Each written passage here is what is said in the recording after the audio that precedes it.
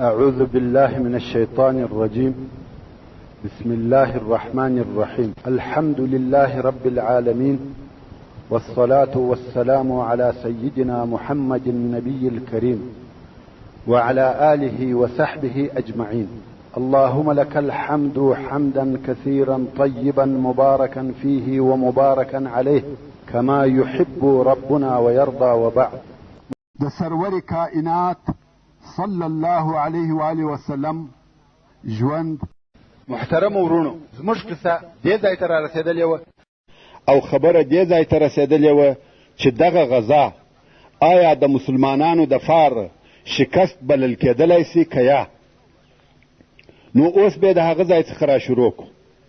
که موږ په دقیق نظر ورته وګورو او دغه جنگ و دوو حصو یا دوو صفحو ته وویشو، په دې کې هیڅ شک نسته چې د جنگ په دوهمه صفحه کې عسکري لوړوالی او تفوق د مشرکانو د لشکر و او دوی و چې پر میدان جنگ مسلطه وه. د ارواحو یا انسانانو تلفات د مسلمانانو په طرف کې ډیر او زړه دردونکي وه او د مسلمانانو یوې ډلې د شک وتلې شکست وخوړی، ځکه وتښتېده او لاړه. او د جنگ حالات د مشرکانو په نفع وه، خو بالمقابل هلته یو څو شی سته چې موږ د دې څخه منع کوي چې موږ ووایو چې په دې جنگ کې فتح او بری د مشرکانو و. هغه دا چې اول د کفارو لشکر دا ونه کولای سوای چې د مسلمانانو مرکز یا قرارګاه ونیسي یا یې تر تسلط لاندې راولي. دوهم، د مسلمانانو د لشکر ډیرې حصې و تیښتې ته رجوع نه ده کړې، که څه هم په لشکر کې ډیره بېنظمي او ګډوډي پیښه سوه، خو بیا هم په شجاعت او قربانۍ سره پر خپل مرکز او د قیادت پر ځای سره راټول او جمع وه. دریم، د مسلمانانو د لشکر څخه یو نفر هم مشرکانو د بندي پر قسم ونه نیوی او مشرکانو د مسلمانانو څخه هیڅ شی د غنیمت پر قسم وانخیستی. څلورم، کفارو د جنگ دریمه صفحه نکړه شروع، سره د دې چې د مسلمانانو لشکر په میدان جنگ کې موجود و، دوی رهي سوه. په هغه وختو کې دا عادت و چې فاتحه لشکر به 2 یا 3 ورځې پر میدان جنگ پاته کېدی، خو مشرکانو دغه ورځ هم پر میدان جنگ نه کړه تېره، بلکې ډېر ژر یې کډې وتړلې، د مخه تر دې چې مسلمانان د میدان جنگ څخه ووځي دوی میدان جنگ پرېښاوه. پنځم، مشرکانو دا جرأت ونه کوي چې مدینې منورې ته د منځیانو د نیولو یا مالو اخیستلو دپاره ورننوځي، که څه هم مدینه منوره فقط څو ګامه د دوی څخه لرې وه. د مدینې منورې لار و دوی ته خلاصه او د خلقو څخه هم خالی وه. نو دغه ټول شیان او علامې موږ ته په تاکید سره دا راښیي چې هغه څه چې قریشو ته په لاس ورغله هغه فقط یوه فرصه وه چې مسلمانانو ته ډېر تاوان ورسوي، خو په هغه خپل اصلي مقصد کې چې پس له محاصرې دي د مسلمانانو لشکر په کلي ډول سره محوه او نابود کې مطلق ناکامه سوه. او ډېر ځله دغسې تاوانونه لکه مسلمانانو ته چې ورسېده و فاتح او کامیابه لشکر ته هم پیښیږي. نو دا چې دغه جنگ دی د کفارو دپاره بری او کامیابي وي، هیڅکله داسې نه ده، بلکې د ابو سفیان دغه تلوار چې د میدان جنگ څخه ډېر ژر ووتی موږ ته دا ثابتوي چې دی پر دې بیرېدی که د جنگ دریمه صفحه شروع سي د ده لشکر ماته او شکست خوري، او که موږ د حمراء الاسد په غزا کې د ده موقف تر نظر وباسو نو دا په تاکید سره ویلی سو چې هو ابو سفیان په بل جنگ کې د خپل لشکر پر ماته بیرېدی. نو موږ د دغه څېړنې په نتیجه کې دا ویلی سو چې دغه جنگ نه د مسلمانانو دپاره شکست و او نه د کفارو دپاره بری او کامیابي وه، بلکې دا فیصله کوونکی جنگ نه و. دا داسې جنگ و چې هرې ډلې ته د کامیابۍ او تاوانو خپله حصه ورسېده، چې داسې جنگ ته په حربي اصطلاح کې غیر منفصل جنگ ویل کیږي. او همدغه موضوع ته الله عز وجل د سورة النساء په 103 نمبر آیات کې اشاره کوي او فرمایي ولا تهنوا في ابتغاء القوم ان تكونوا تعلمون فانهم يعلمون كما تعلمون وترجون من الله ما لا يرجون وكان الله عليما حكيما. یعنی ای مومنانو تاسې د کفارو په جنگ او تعقیبولو کې سستي مه کوئ. که تاسې خوږېږئ نو بېشکه چې دوی هم داسې خوږېږي لکه تاسې چې خوږېږئ او تاسې د الله جل جلاله څخه د اجر او ثواب امید لرئ چې کفار دغه امید نه لري او الله جل جلاله پر هر څه عالم دی او د ښه حکمت خاوند دی. نو الله عز وجل دغه دوه لښکره یو د بل سره په دردو او زخمو کې سره مشابه کړه چې د هغه څخه موږ دا را ایستلی سو چې مسلمانان او مشرکان په دغه جنگ کې سره مساوي وه او دواړې ډلې په داسې شکل سره د میدان جنگ څخه ووتې چې یوه هم غالبه نه وه. ورونو مسلمانان باید هیڅ کله د کفارو د جنگ څخه ونه بیریږي. په همت او مړانه باید د کفارو و جنگ ته ورووځي.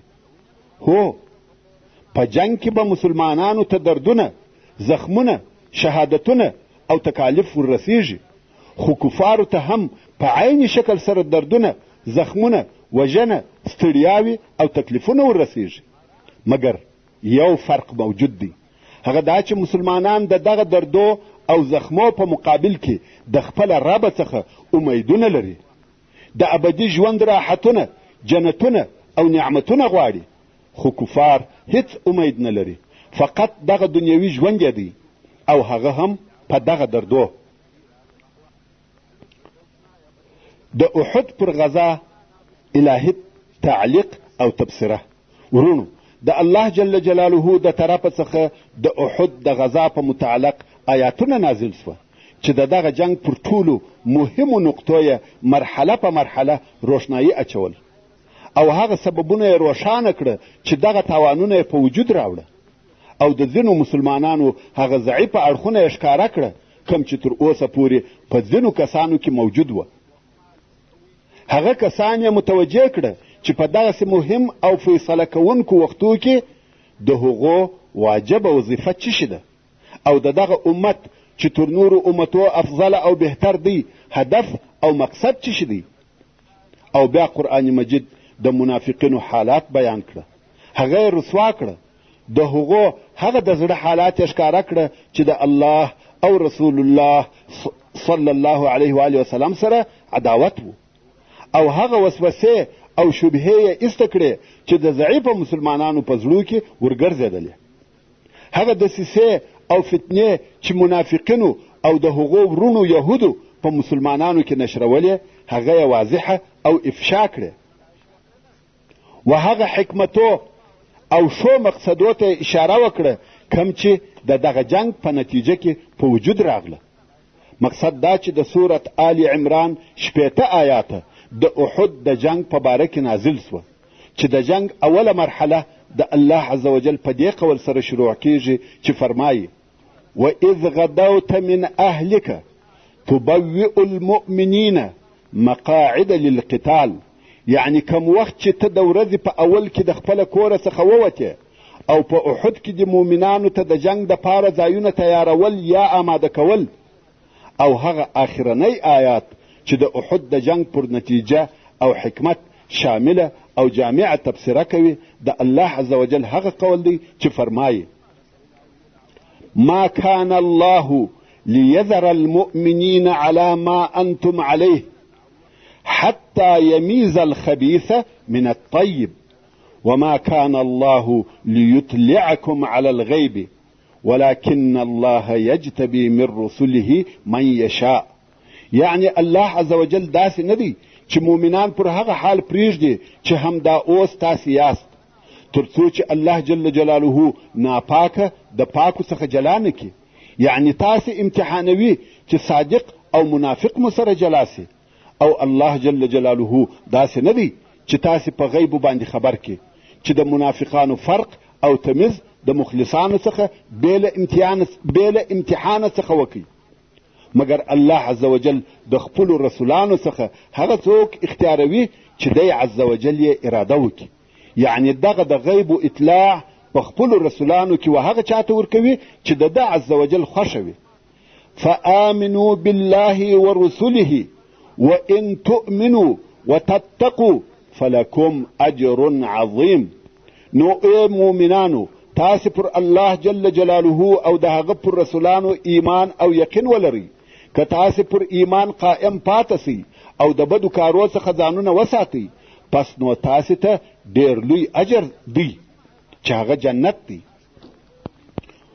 ورونو علما رحمهم الله وایي د احد په غزا کې او په هغه تکالیفو کې چې مسلمانانو ته ورسېده ډېرې فایدې او الهي حکمتونه شته چې اوس به هغه لوی لوی شیان درته بیان کړم.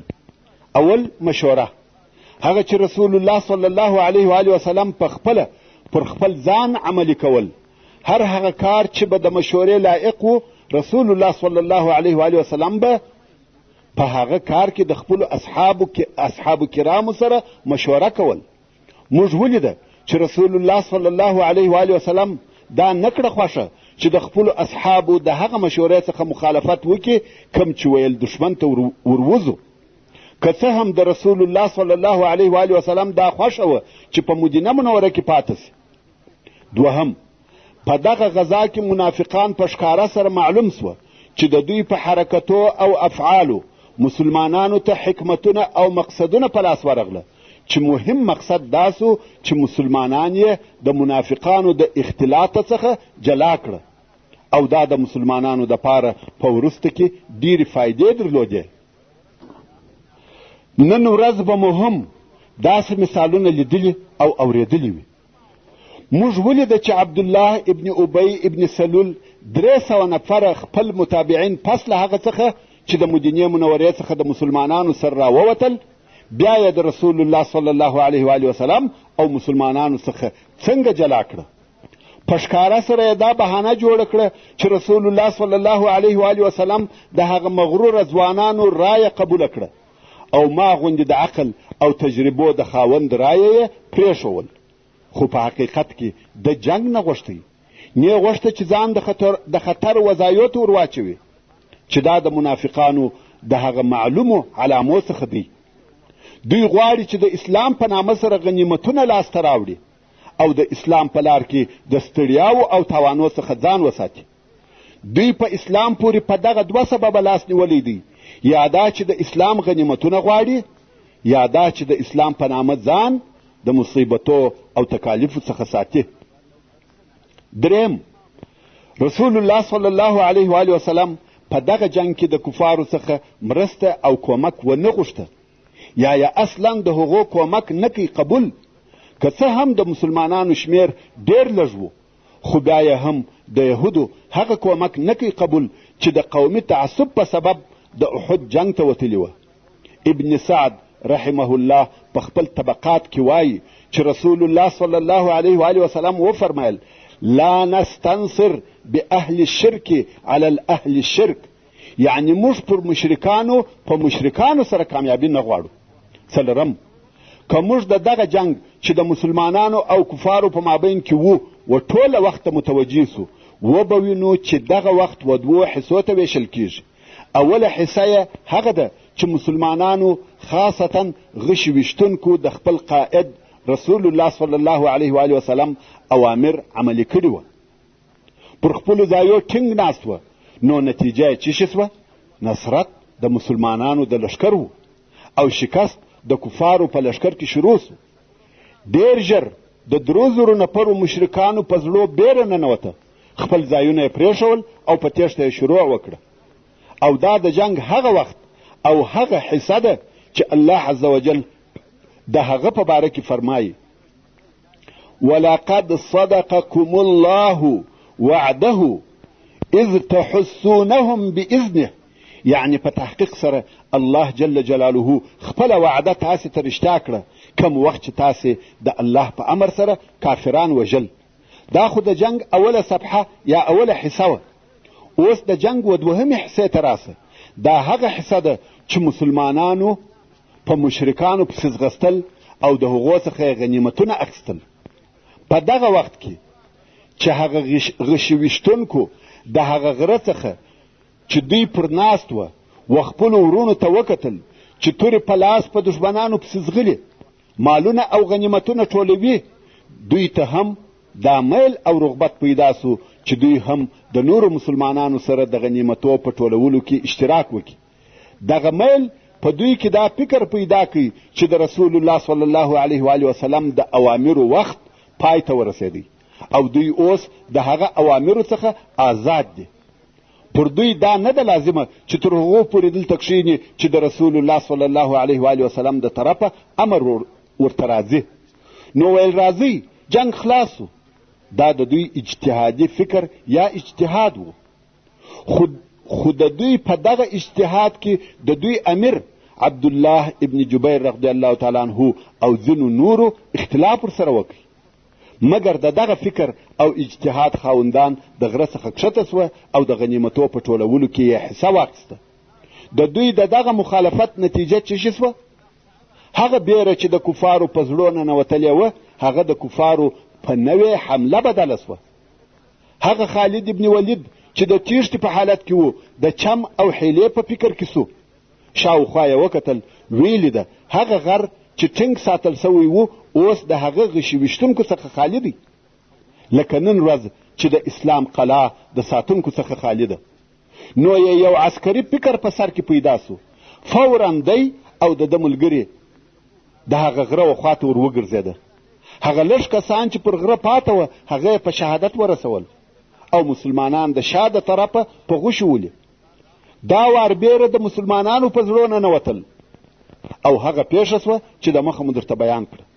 د جنگ پر دغه حصه الله عز وجل تبصره کوي او فرمایي: حتی اذا فشلتم وتنازعتم في الامر وعصيتم من بعد ما اراكم ما تحبون منكم من يريد الدنيا ومنكم من يريد الاخره ثم صرفكم عنهم ليبتليكم. یعنی تر هغه وخته پورې تاسې کامیابه واست، مشرکان مو وژل تر څو چې بې زړه سواست او په خپل مابین کې د رسول الله صلی الله علیه و آله وسلم په امر کې سره مخالف سواست. چا ویل ځو، چا ویل کښېنو، او پس له هغه څخه مو نافرمانی وکړه چې الله عز وجل هغه شی درښکاره کوي چې ستاسې خوښ و، چې هغه نصرت او غنیمت و. ځینې ستاسې څخه هغه څوک دي چې دنیا او د هغې دغه لږ او خسیس ژوند خوښوي، او ځینې ستاسې څخه هغه څوک دي چې آخرت خوښوي. ورونو، اوس نو تاسې وګورئ د دغه یوې خطا نتیجه څونه لو او عامه وه. د مسلمانانو په لښکر کې د یو څو لږو کسانو د خطا نتیجه و ټولو مسلمانانو ته ورسېده. الله عز وجل و مسلمانانو ته د رسول الله صلی الله علیه و آله وسلم د نافرمانی نتیجه ور وښول. ته د هغه لږو مسلمانانو هغه لږ خطا او د نن ورځې د مسلمانانو دغه ډیرې او قسم قسم خطاوې او نافرمانی چې د عامو او خاصو خلقو د ژوند په هر اړخ کې یې وینې سره وسنجوه. بیا نو د الله جل جلاله و لطف او کرم ته فکر وکړه چې موږ ولې د دغه خپلو ګناهو په سبب نه هلاکوي. حتی امر بالمعروف او نهی عن المنکر مو پرې ایښي دي. که ته په دغه باره کې فکر وکړې نو به د ځینو خلقو د هغه پوښتنې جواب در معلوم سي چې دوی وایي نن ورځ ولې مسلمانان د کفارو په مقابل کې مغلوبه دي، حال دا چې موږ مسلمانان یو او هغه کفار دي. پنځم، موږ ولیده چې رسول الله صلی الله علیه و آله وسلم د دغه جنگ په دوهمه حصه کې ډېر آزار کړه سو. اوږه یې وکوټل سوه، سر مبارک یې زخمي سو، غاښ مبارک یې مات سو، پر مخ مبارک یې وینې په شدت سره بهېدلې، چې دا ټوله د هغه مسلمانانو د خطا نتیجه وه چې د خپل قائد رسول الله صلی الله علیه و آله وسلم د امر څخه مخالفت وکړي. مګر په دې کې څه حکمت و چې د رسول الله صلی الله علیه و آله وسلم د وژل کېدو آوازه د مسلمانانو په صفو کې خپره سوه؟ جواب: د رسول الله صلی الله علیه و آله وسلم سره د مسلمانانو ارتباط او د دوی په مابین کې د ده علیه السلام وجود د مسلمانانو دپاره داسې یو قوت و چې دوی هیڅ کله د هغه د فراق او جلاوالي تصور نه و کړی او دوی هیڅ دا خیال نه کاوه چې موږ د تر ده علیه السلام وروسته د خپلو ځانو د یو ځای کېدو یا یو قدرت د جوړېدو طاقت ولرو. نو د رسول الله صلی الله علیه و آله وسلم وفات داسې یو شی و چې د دوی په زړو کې هیڅ نه ورګرځېدی، لکه دا شی چې دوی د خپلو فکرو څخه غورځولی و. او په دې کې هیڅ شک نسته که دوی د دغه غفلت څخه د رسول الله صلی الله علیه و آله وسلم په واقعي وفات راویښ سوي وای، زړونه به یې چاودلي وای، هغه ایمانی بنیاد او اساس به یې رېږدېدلی وای. نو د الهي حکمت څخه یو هم دا و چې دغه اوازه په مسلمانانو کې د دې دپاره خپره کړه چې دا هم د دغه عسکري درسو په مابین کې د مسلمانانو دپاره یوه لو تجربه سي او مسلمانان د دغه اوازې په اورېدلو سره د هغه حقیقي وفات د ورځې دپاره چې خامخا راتلونکې ده د اوسه څخه لا ځانونه آماده او ویښ کړي. او که چیرې رسول الله صلی الله علیه و آله وسلم د دوی د مابین څخه رحلت وکړي نو دوی به بیرته و هغه خپل شرک ته نه ګرځي. او د همدغه عظیم درس دپاره هغه آیات د هغو کسانو پر حال د تبصرې پر قسم نازل سو کم چې د رسول الله صلی الله علیه و آله وسلم د وژل کېدو د خبر په اورېدلو سره ضعف او سستي ورته پیښ سوه، کم چې الله عز وجل فرمایي وما محمد الا رسول قد خلت من قبله الرسل افإن مات او قتل انقلبتم على اعقابكم ومن ينقلب على عقبيه فلن يضر الله شيئا وسيجزي الله الشاكرين. يعني محمد صلی الله علیه و آله وسلم ندی مگر د الله یو رسول دی. په تحقیق سره تر ده علیه السلام د مخه ډیر رسولان تیر سوي دي. آیا کدی صلی الله علیه و آله وسلم مړ سي یا شهید کړه سي نو تاسې به بیرته پر شا و هغه خپل کفر ته ګرځئ؟ او هر څوک چې بیرته هغه خپل کفر ته وګرځي نو هیڅکله و الله عز وجل ته هیڅ ضرر نه رسوي. او شکر کوونکو بندگانو ته به الله عز وجل ډیر ژر د خیر بدله او جزا ورکړي. نو د دغه درس ایجابي او مثبت اثر په هغه ورځ ښکاره سو چې رسول الله صلی الله علیه و آله وسلم واقعا د رفیق اعلا و طرف ته رحلت وکړي. نو دغه د احد اوازه او هغه چې د هغې اوازې په سبب دغه آیات شریف نازل سو مسلمانان یې ویښ او یوه حقیقت ته متوجه کړه. په کومه ورځ چې رسول الله صلی الله علیه و آله وسلم واقعا هم رحلت وکړي مسلمانانو په غمجنو زړو د هغه سره وداع وکړه او د هغه امانت وساتلو ته متوجه سوه چې رسول الله صلی الله علیه و آله وسلم و دوی ته ورپرې ایښی و چې هغه د دعوت او فی سبیل الله جهاد امانت و. او د دغه امانت په ساتلو سره مسلمانان په خپل ایمان کې قوي او په عقیده کې شدید پاته سوه. منګر نن ورځ پر دغه نو تاسې نوره تبصره وکړئ.